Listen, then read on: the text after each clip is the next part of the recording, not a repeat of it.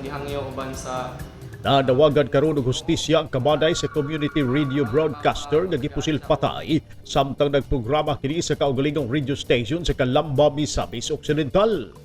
Gipanayag ni Stephen Kyle Humalon, anak sa biktima nga si Juan Humalon o nailhan nga Johnny Walker, nga tinguha nila nga mahatagan ng hustisya ang linuog nga pagpatay sa ilang amahan. Nanawagan usab ang patang Humalon kasi bisan kinsa ang nakailaw ganunay kasayuran sa identity sa mga suspetsado sa pag-report niini ngadto sa kapulisan o ngadto kanila aron matapagan sila nga magkamot ang hustisya sa kamatayon sa ilang amahan. Ako lang gikuan, akong gihangyo uban sa presensya sa Ginoo nga ako ang papa matagaan siya og kanang hustisya nga kay katoy ang pagamatay dili gito siya deserve kay gikuha gyud sa laing tawo ang iyang kinabuhi o ginaot nga tabangan mi sa Ginoo og ubanan para sa best. Kahirumduman nga samtang nagprograma sa 94.7 Gold FM Calamba, si Johnny Walker gisulod kini sa gunman o gipusil sa makaduhang higayon. Kani nakita pa sa live video niini nga gikuha sa gunman ang kwenta sa biktima.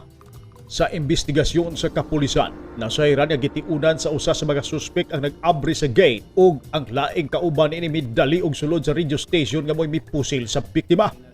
Ipanayag ni Police Captain Jury Ragunio, hipi sa kapulisan sa lungsod sa Calamba, nga adunay tulo ka mga suspek ang ilang nakita base sa mga kuha sa CCTV. Duha ang misulod sa gate samtang adunay laing usa ka suspek nga nagmaneho sa motorsinggol nga nagpaabot sa unahan nga bahin. Inugang ni Ragunio nga padayon ang ilang lalong nga investigasyon sa nasangpit nga hitabo. Sa ngayon, sir, ongoing pa ang investigation na ginagawa natin, sir. Yung may mga eyewitness man tayo, pinapupunta natin sa region ngayon para sa pagkuha ng cartographic visual sa suspect, sir, kasi sa region lang naman talaga ang may available na magdodrawing sa sir, sa description ng tao, sir. Sa maong hitabo, bipagawas og pagkundina ang Mindanao Independent Press Council Incorporated kun MIPC sa brutal nga pagpatay sa broadcaster nga si Juan Humalon o mas naila nga Johnny Walker.